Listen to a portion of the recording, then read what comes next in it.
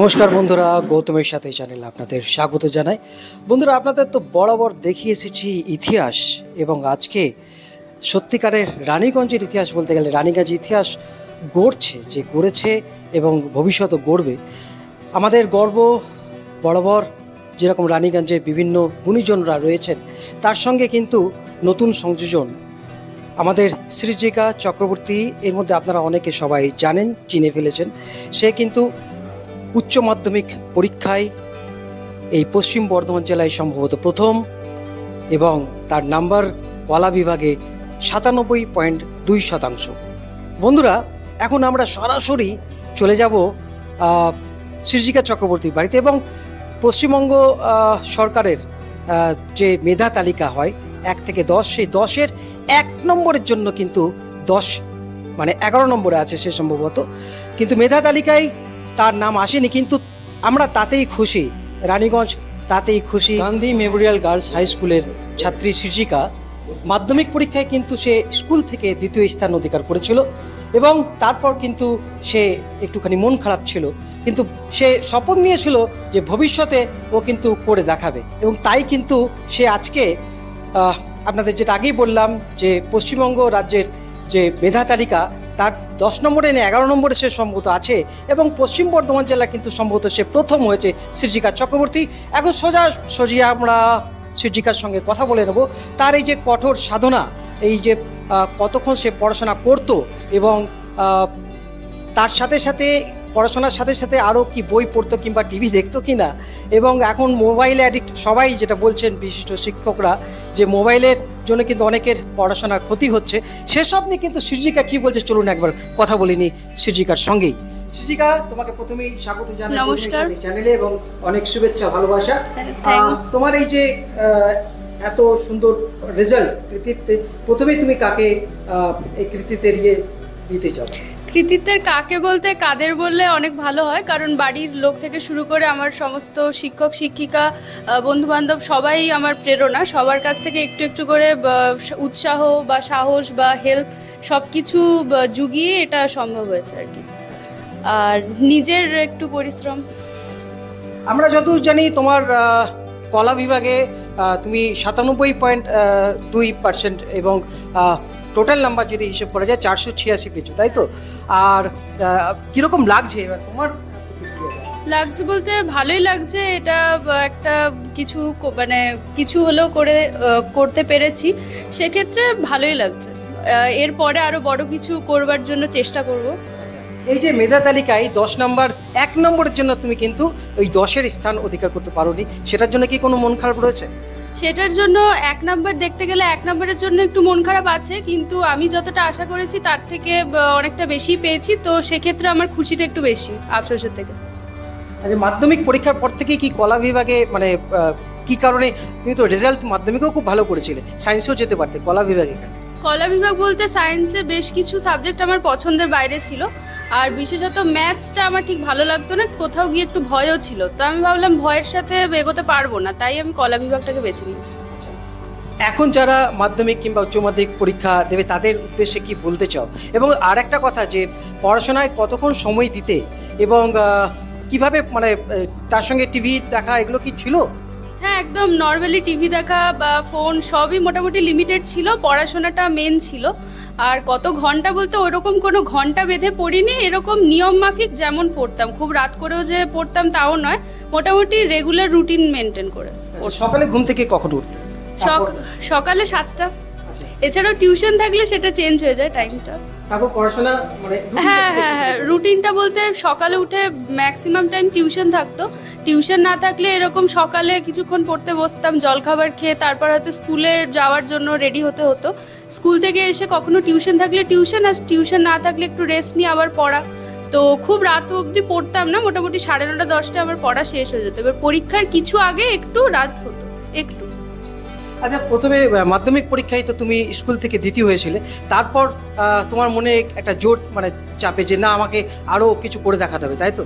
হ্যাঁ, এটা মনে হয়েছিল মাধ্যমিকে যতটা পেরেছি উচ্চ মাধ্যমিকে আরেকটু চেষ্টা করে যদি আরেকটু বেশি করা যায়, সেই জন্য চেষ্টা করেছিলাম। বাবা মা কতটা খুশি?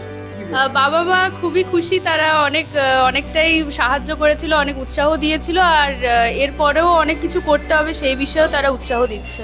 আর যারা এখন শিক্ষার্থী তাদের উদ্দেশ্যে কি বলতে চাই, যারা পড়াশোনা করছে এটাই বলতে চাই যে বাড়িতে থেকে ভালো করে পড়তে হবে, টিচার্সদের যেরকমভাবে তারা বলছে সেরকম রুটিনটা মেনটেন করতে হবে, তাহলেই সব ঠিক থাকবে।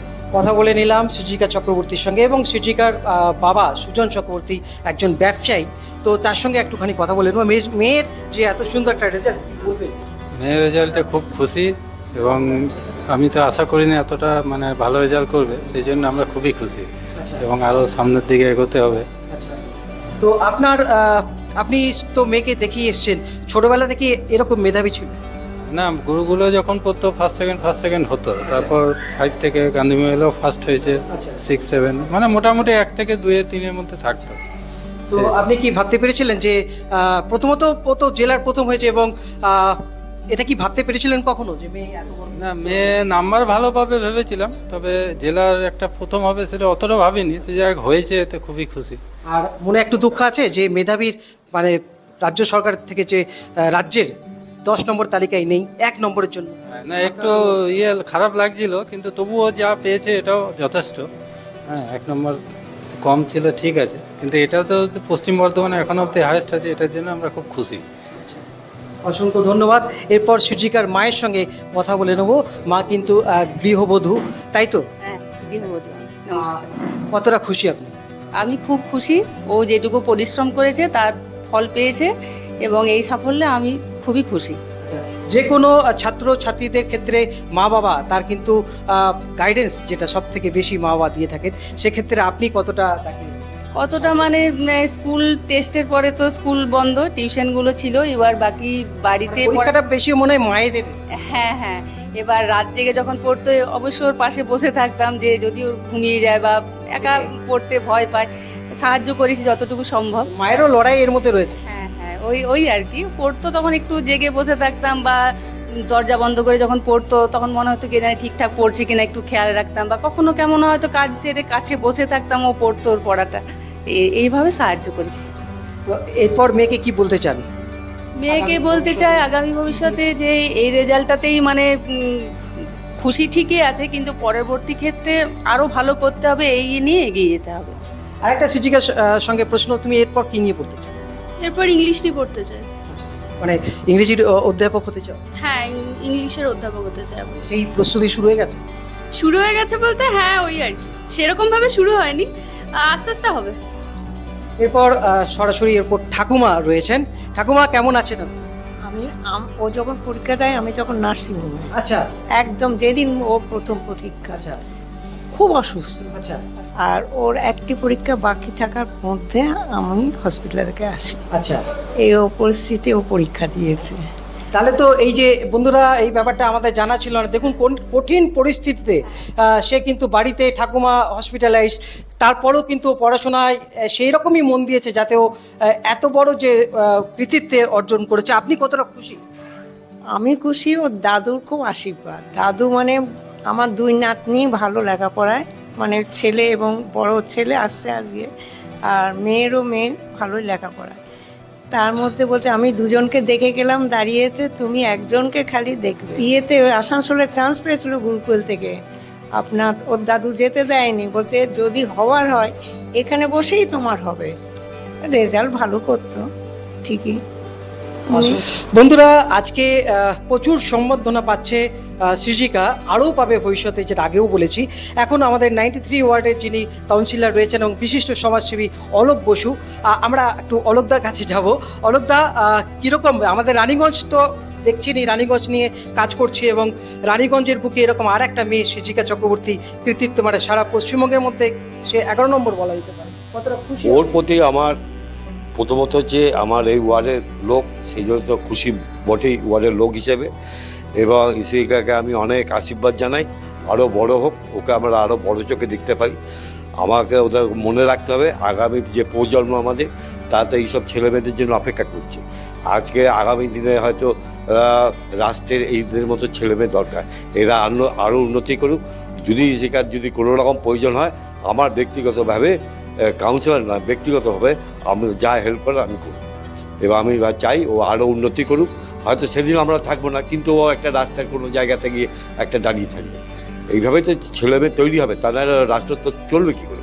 রাষ্ট্রে এইসব ছেলেমেয়েদের জন্য দরকার। তবে হ্যাঁ, বাবা মায়েদের নিশ্চয়ই একটা ভূমিকা আছে। তারা যে ছেলেমেয়েদের এত বড় করেছে, পড়াচ্ছে, কষ্ট করছে, এটা বাবা মায়েদেরও যথেষ্ট আমি ধন্যবাদ জানাই যে তারা মেয়ের পেছনে লেগেছে, আজকে যে রেজাল্টটা দিয়েছে। তবে একটা নম্বর কমের জন্য পাওয়া মানে দুঃখ করার কিছু নেই।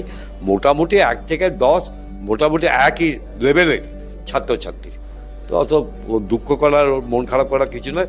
ও নিশ্চয়ই উন্নতি করবে, এই আশা রেখে আগামী দিনে যাতে আমি চাই আরও উন্নতি করুক, এই আশা রেখে ওর বাড়ি থেকে যাচ্ছি।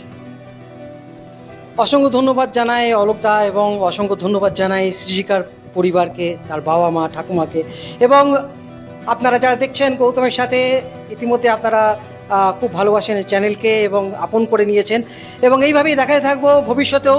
এবং ইতিহাস তো আপনারা দেখছেনই, এবং এইভাবেই আমরা গুণীজনদের কাছে এবং যারা উঠছে, রানীগঞ্জের গর্ব হয়ে উঠছে, তাদের কাছেও পৌঁছে যাব।